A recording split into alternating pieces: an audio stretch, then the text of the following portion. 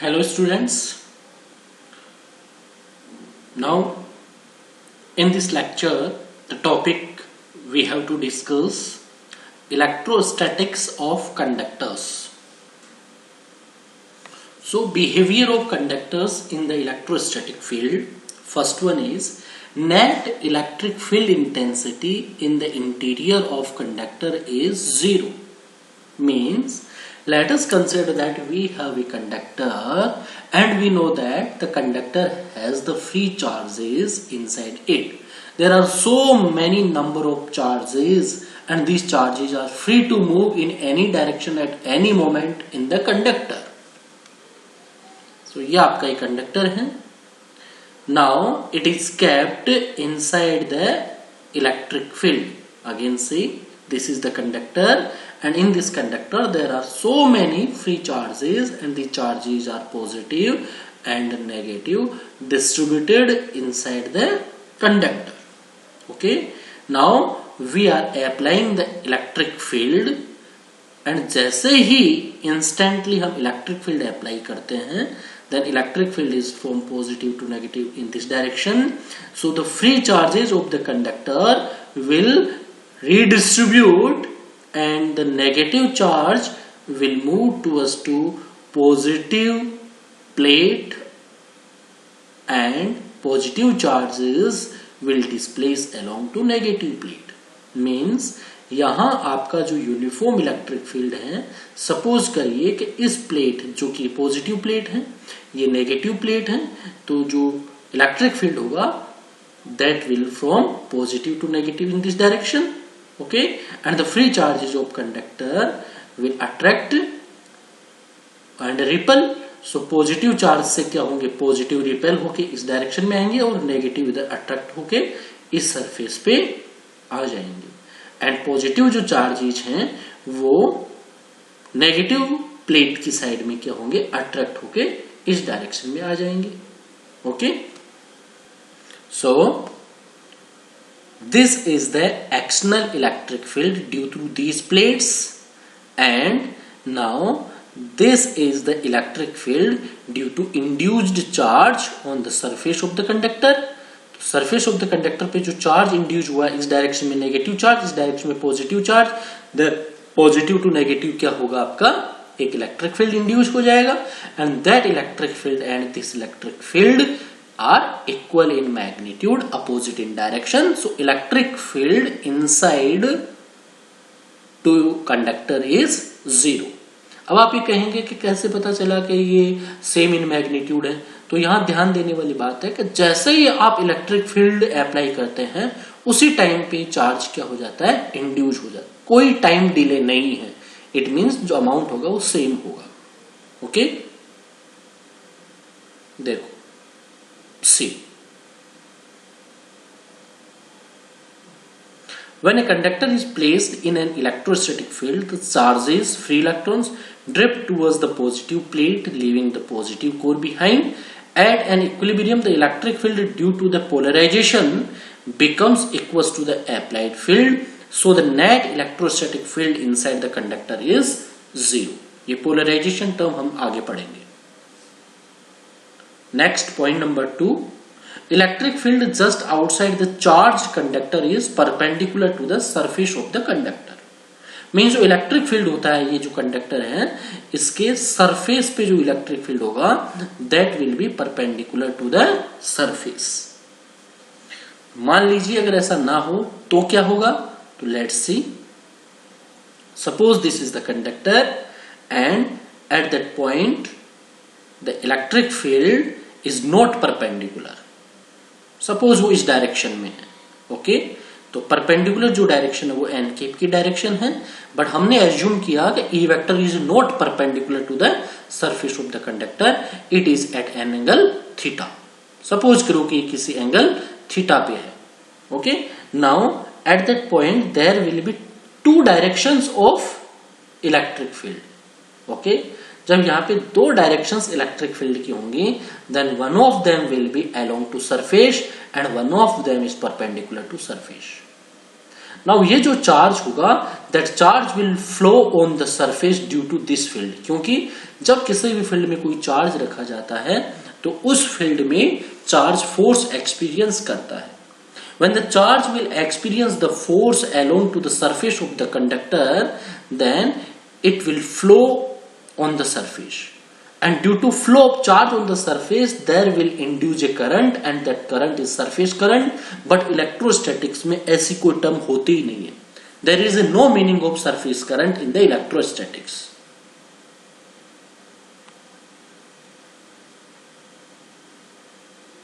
Suppose the electric field is acting an angle other than 90 degree, then there will be a component E cos theta acting along the tangent at the point to the surface, which will tends to accelerate the charge on the surface, leading to surface current. But there is no surface current in electrostatics, so theta equals to 90 degree, and there will not be any component along to surface. Okay इसका मतलब एक ही option बचता है कि वो कहां होना चाहिए आपका, along to surface, sorry perpendicular to surface होना चाहिए.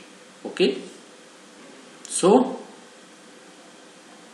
जो हमने एज्यूम किया that is not possible.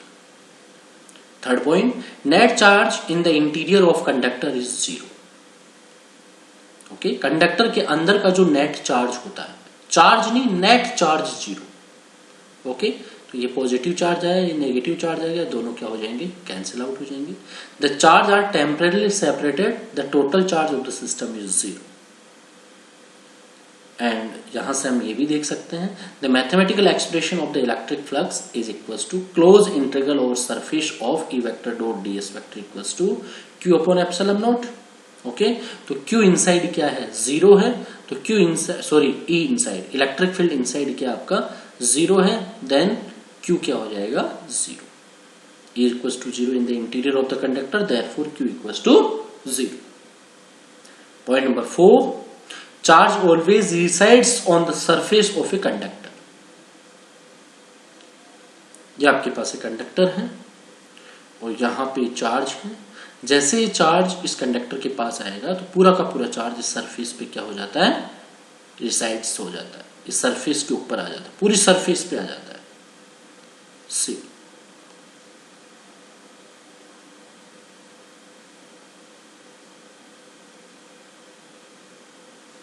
Q inside क्या रहेगा, zero.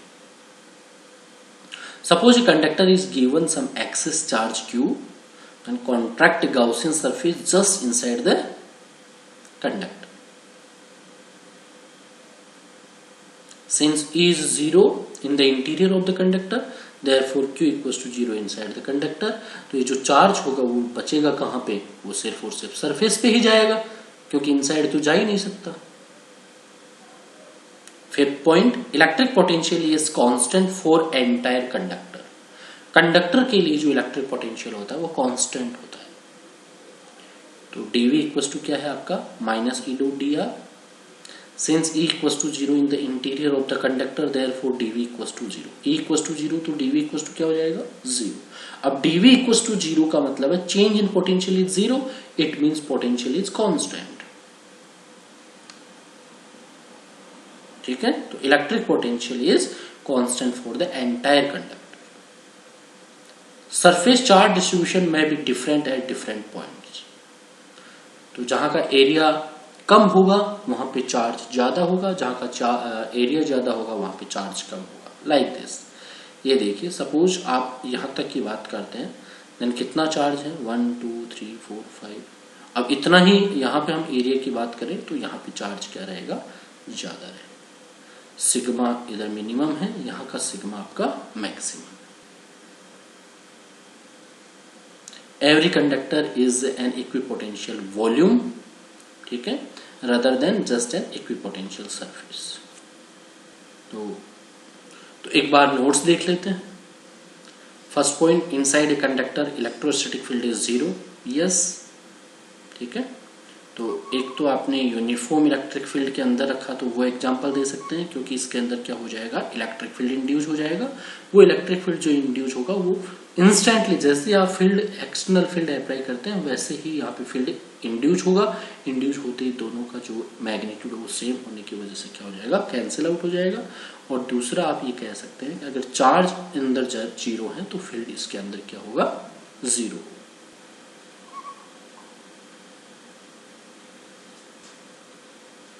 At the surface of the charged conductor, electrostatic field must be normal to the surface at every point. ठीक है। Third point, there is no excess of charge in the interior of a conductor in static state. There is no excess of charge in the interior of a conductor in static state. अगर बाहर से charge दिया भी जाएगा तो किस पे आ जाएगा, सरफेस पे ट्रांसफर हो जाएगा।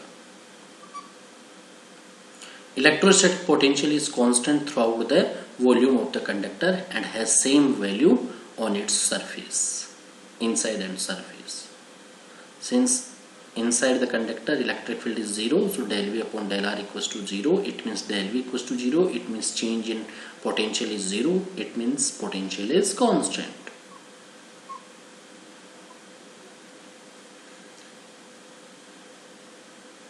For a spherical conductor अगर हम बात करें, then outside the spherical conductor जो इलेक्ट्रिक फील्ड होता है वो KQ upon R स्क्वायर होता है। सो आउटसाइड के लिए जो पोटेंशियल होगा that will be equal to KQ upon small r, and at the surface it is equal to KQ upon R, and inside electric field is zero, so potential is constant and it is equals to again KQ upon capital R.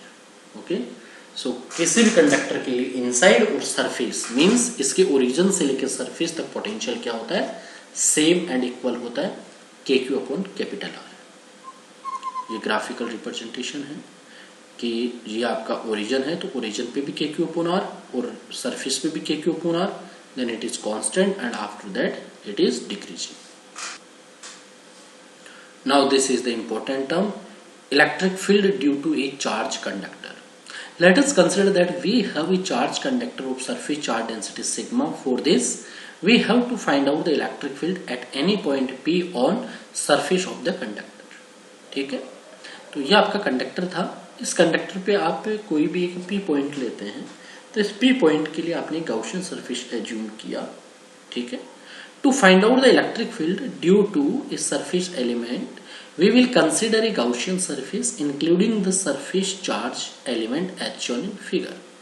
Okay, इस तरह से आपने एक Gaussian surface assume किया।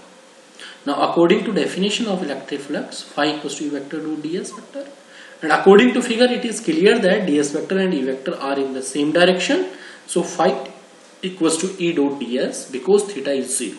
यहां से देखिए इस सरफेस की जब हम बात करेंगे तो इस सरफेस पे जो ds वेक्टर होगा will be in this direction and electric field due to this charge element, तो ये पॉजिटिव चार्ज है तो पॉजिटिव चार्ज के लिए electric field intensity will be outward to point या away from to point. And according to Gauss theorem phi equals to summation of sigma means charge enclosed by the Gaussian surface divided by epsilon naught, and charge enclosed by the Gaussian surface is sigma into ds. So according to Gauss theorem, E dot ds equals to sigma ds upon epsilon naught, so E equals to sigma upon epsilon naught. In the vector form, E vector equals to sigma upon epsilon naught, n cap means always the direction of electric field will be perpendicular to the surface or along to normal at the surface.